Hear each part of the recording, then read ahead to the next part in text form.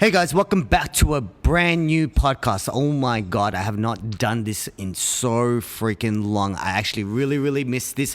If you guys enjoyed the new layout, let me know. Comment below, give it a big thumbs up. If you're listening to this on Spotify or on SoundCloud, on any other listening, don't forget to follow this. And if you're listening to this on YouTube, don't forget to give it a big thumbs up. Hit that subscribe button, hit that bell button because it notifies you every single time we release brand new podcasts. And yes, the podcasts are back. They're going to be released every single Monday.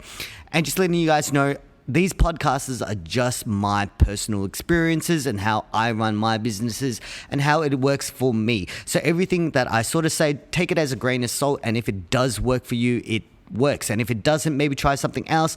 This is just my experiences on video and on actual voice. On today's agenda, we are actually talking about Facebook, Instagram marketing. A lot of people have actually DM'd me, also comments below and all that, saying how I personally do Facebook and Instagram marketing. There's about 3 or 4 platforms or strategies that you can actually do. My personal favorite one recently is Facebook ads and Instagram. Like on a few other businesses that I do have, like the sneaker laundry, Facebook ads weren't working as well as it should. On KOKAINE, we run a different sort of style Facebook ads. We do a event page and then we convert event responses. For me, event responses are really high because in nowadays form, people are not really looking at the events. They're sort of just browsing at it. But if you get a full event response, that means I personally feel like they've read it all and they know what's going on and they actually have to click going or interested or something like that. For me, one event response is 100% conversion. And then it just really depends what you do with that conversion. Okay, so I'm going to break down 3 different strategies that I personally have on 3 different businesses. So let's start off with the KOKAINE, as I was already talking about. So KOKAINE is my clothing label, and we have a really different way of actually marketing everything. We do a very, Nike likes to call it quick strike. So we do quick strike pop-ups, we do quick strike online drops. So the online drops are only open for about an hour. If it sells out earlier, whatnot, and we just close it. So it sort of brings more awareness and also makes the customers feel like, oh crap, I need to buy it now. And we don't restock any items whatsoever. We try not to. The Blossom hoodies, yes, I understand some people are going to comment below that the Blossom hoodies were a restock. We were getting hundreds of DMs every single day saying that when are we going to restock the Blossom hoodies. So that was just for the customers, and that was really good. So with the KOKAINE one, for Facebook marketing, I do event responses and event pages. So there's 3 event pages usually, or 5, depending on how many cities that we end up going to. And then I do Facebook ads on 3 different tiers. So I do a Facebook ad on people who already like KOKAINE. So that will be one strategy, and then there'll be another strategy, friends who like KOKAINE. So people who are already connected by a network through KOKAINE, so you must like the page, and then friends of those people. And then the third one would be just a random interests. So it would be like interests like Yeezy, Adidas, Off-White, Gucci, Saint Laurent, all that kind of stuff, streetwear and all that. So the reason for that is I build awareness for the people who already know the brand. I build awareness for friends who already know the brand but who don't like the page as of yet. So I'm trying to convert them as a page like as well. And then random people. The reason why I do event page responses is because I truly believe it is a one-to-one conversion, and it really depends how much you treat your customers as a value as a whole. So a lot of small businesses nowadays, when they put money into Facebook, they're really thinking about the quick turnaround, as in like, okay, cool, I'm going to put $10 in Facebook and I want that $10 to 5x. So they want $50 out of it straight away. That's not the way I personally see it. I see with KOKAINE, I see it as a lifetime customer. So it really depends how much you value your customers. So for example, if I spend $100 and I get 5 event responses, which is costing me $20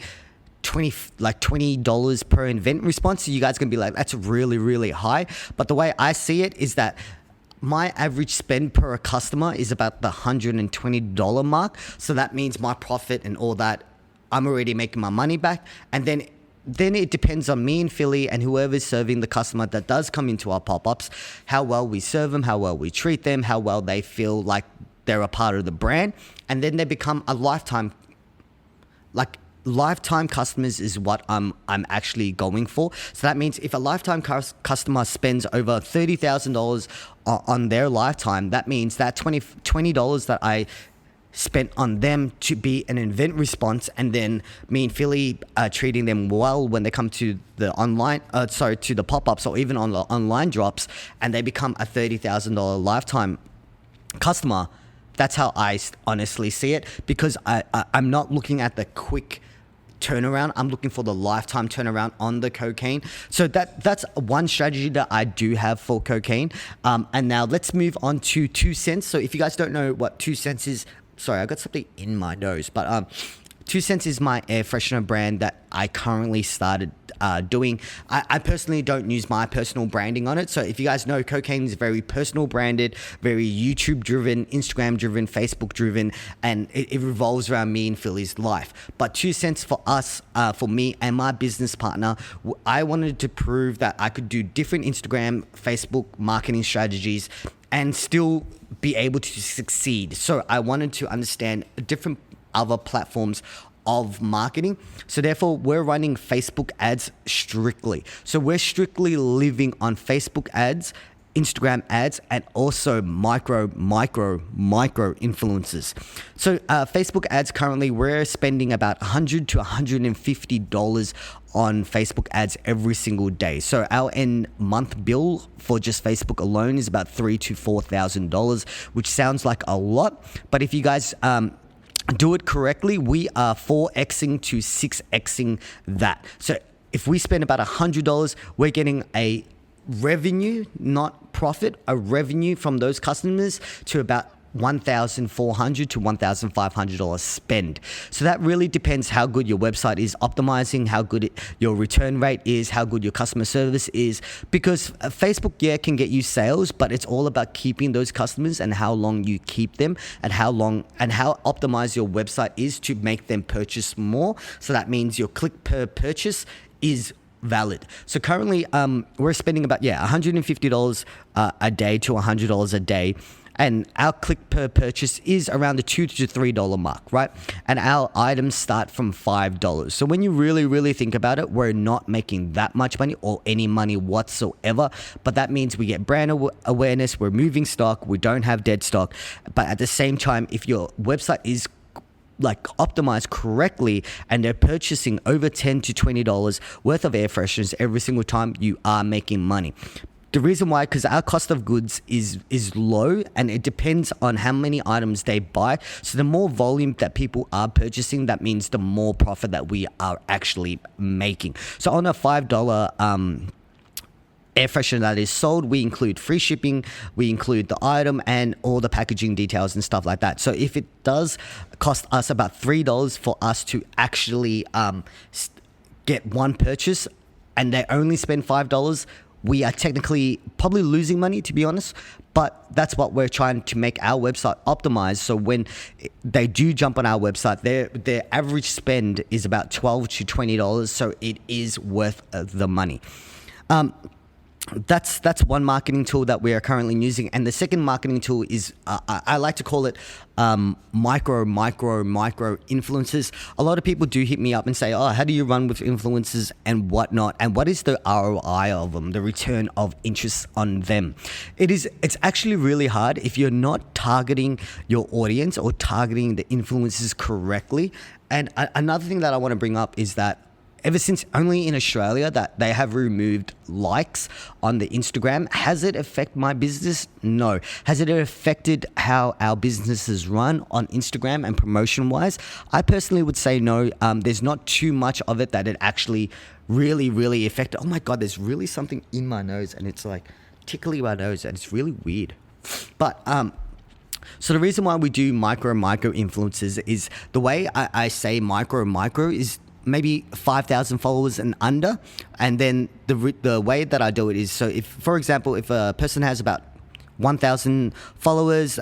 They're very a niche product. For example, our 2 cents air fresheners, we will send, and they're car people who like building cars, who post nothing but car content. We will send them a air freshener care package that will cost us maybe $5 to $10, and they can post it up on their Instagram story.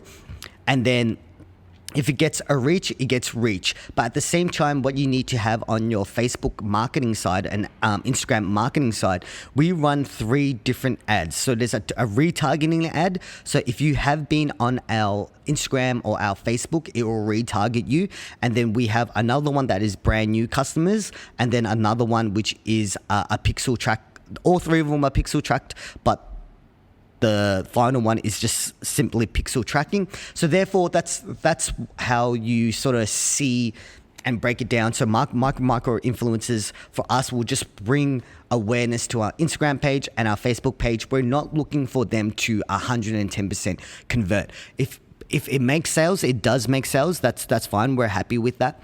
But then on the back end, you just got to be sure that your Facebook targeting and your ads are actually targeted to people who visit your Instagram page or your Facebook like page. And that's a lot of things that people don't understand, that's what you should be doing. You shouldn't just be sending free things out to Instagrammers and then just hoping that will make you sales. You should be really thinking about it's driving eyes to your Instagram. And if you're not converting those eyes to your Instagram to actually consumers, that's the problem.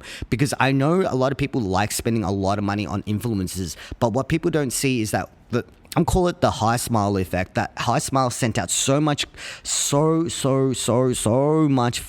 goods to every single influencer, but secretly what they had was a pixel running on their Instagram page, which was converting all that traffic and running ads to that traffic. They didn't care if the influencers really didn't convert them into sales. It was all about having the back end correctly built correctly, and then retargeting those people who have visit your Instagram page. So how it actually works for me for micro is that I want to be able to send out goods to actual influencers who are based on around one little small niche. And then I'm more than happy to do like 10 influencers a day. Like that sounds like a lot until I run out of those influencers, and I continue to run a Facebook ad campaign on the back end of it every single day. So there is no, like, it's a lifetime ad that will always run every single day. I will not stop it. And that's what I personally feel like is converting for us. I'm really like low key, what would the word be?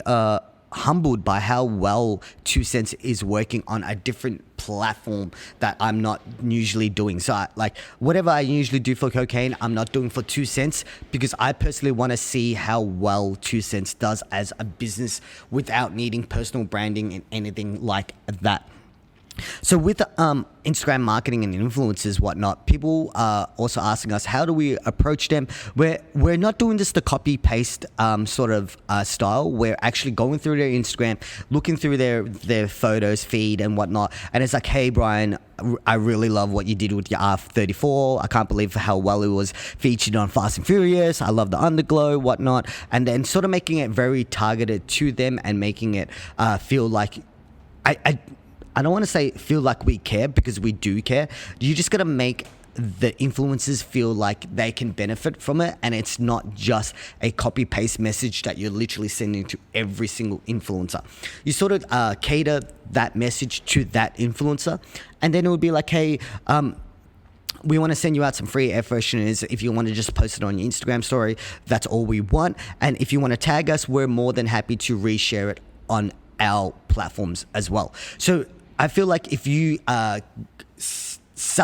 you give more value to them than what value that you're going to get, that's when influencers are more than happy to work with you. Like, for example, the reason why I said that we'll repost it, because influencers are trying to get more followers, so they can either just leech off your followers, and maybe your followers will be like, oh, I really like that person's car, so I'm going to jump on their Instagram and follow them and whatnot. So I feel like bringing actual value that influencers feel like they need and want, that makes influencers more happy to actually jump on board, because it's all about the community and growth. And I feel like Instagram influencers are trying to grow as well. But saying all this, just remember, guys, have your Facebook and Instagram ads running on the background and being sure that you capitalize on what traffic they bring to your Instagram and your Facebook.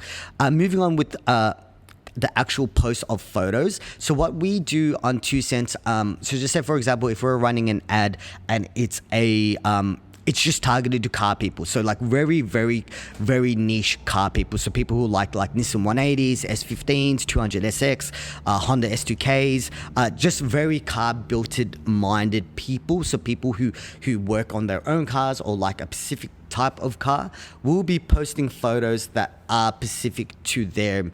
So I would post like a picture of an air freshener right next to like a car that I'm targeting. So for example, a car type that I'm targeting. So it seems more relevant to them, because it makes no sense if I just put up like a bubble tea air freshener and it has nothing related to them. You're sort of just throwing money down the drain. So if you're not catering your ads to the niche or interests that you are currently running through the Facebook ads, I believe it won't work, because you're not hitting the heartstrings, you're not hitting the personal level of that consumer or customer or whatnot. So for example, I just personally did a new ad today on 2 cents. So I put up a car, just the bubble tea one, so people understand the product that we're selling. And the next photo was, it's a carousel ad, sorry. The next photo was a picture of a wheel, which is like a work VSKF wheel, which is a really, really rare wheel that people really like. And then the next one was an interior shot of an S15.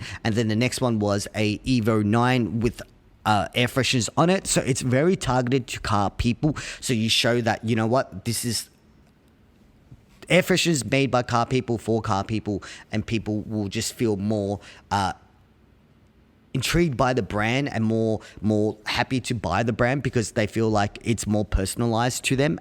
So to wrap that bit up, I would personalize photos on ads and Instagram to those people. So like I understand that people like their Instagram to look like an art museum, but sometimes you just don't need that. You need to be more just promoted, just create content. Like you just need to understand that people just want to see things rather than being like, oh, you know what, this doesn't match my Instagram, this filter doesn't match my Instagram, doesn't match the same color, stuff like that. I personally believe that it doesn't really matter, because people are just looking through their feed, and like not that many people look at the 6-grid Instagram. Like I understand that, but it's like we are getting so caught up that the Instagram needs to look like a museum, but it doesn't. It doesn't need to look like an art show. It doesn't need to look like anything. As long as it's bringing the product alive, like to life, and making people want to purchase it and making people care about it and whatnot, then by all means. And then with Facebook ads, guys, and Instagram ads, a lot of people have come to me and said that, you know what, it doesn't work, but you're not trying to make it work for you. You don't want to be throwing money at Facebook and just being like, yep, cool, I'm just going to drain money through Facebook.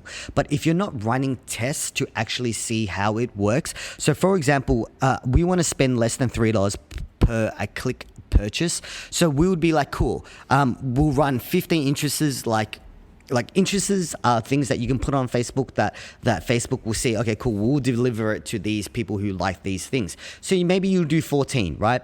And then that one works really well. What you should be doing is breaking those 14 down to 14 singular interests, running money against them and finding which interest works the most for you, and then just continue to filter it down until you have an interest of maybe like 4 or 5, and then run a really, really good campaign on that.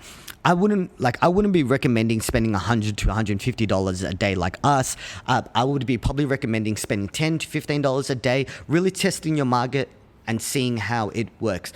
Don't be like pushed away from it if it doesn't work. What people are not understanding is that businesses should be running $10,000 to $20,000 of ads every so often. But during the day of Facebook and Instagram now, knowing that how low it costs, people are not spending the money, the correct amount of money. What people don't know is that I spend nearly $10,000 a month on Instagram ads, Facebook ads, on all my businesses, and that's how we keep relevant and keep pushing on. If I could spend more money and I see the good return of it, by all means, I would be doing it. And the cost and return of it. Like at the end of the day, like I was saying about the KOKAINE event response, the cost of the return, it really depends what your business is and what business model that you run by, because a lot of businesses are just one purchased businesses. So you would buy it just once and you will never come back. It will not be a returning customer. Like for example, buying a brand new car, like you would only buy it once and you won't see that customer back for another 3 to 5 to 6 years. And that's when you really got to see what your value of a customer is, and you got to read all your analytics. Like analytics for me is very, very important. I run my ads and then I run my analytics towards those ads and be sure that, because if I'm getting 10,000 people through my website, but I'm only getting a 10% conversion rate, I mean, that's great. That's really, really good. But if I'm getting a conversion rate of 1%, that means the optimizing of my website is actually really bad and I need to optimize my website a bit more. I wouldn't be personally running ads if the website isn't optimized. I wouldn't be running ads if your photos are not optimized. I wouldn't be running ads if your SEO, your search engine optimization is not perfect. Like I wouldn't say perfect, but good, because it's like sort of sending 1,000 people to a store that is only served by one customer and you only have like 10 pieces of stock and you're expecting to make $1 million. Like you got to be sure that all your other platforms and your other things are working cohesively and hand in hand, so everything works and flows really, really well.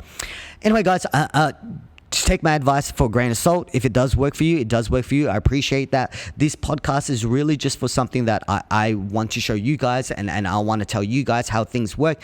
And if it works for you, I appreciate that. Don't forget to hit that subscribe button. Don't forget to hit that bell button. If you guys want to know more about Facebook and Instagram marketing on a higher scale, on a more in-depth scale, please let me know down in the comments below what you guys want to do. I'm so freaking happy that the podcast is back. Like, I really enjoy this. This is something that I truly believe that I want to give back on my experiences and how it works for me. And if it works for you, and even if it makes you $1, that's the end goal for this. Like, I really appreciate you guys. Thank you so much. Let me know what you guys want to hear more of. Let me know what topics you want me to sit with. And even if you want me to interview anyone, let me know. Thank you guys. I appreciate you guys. Peace.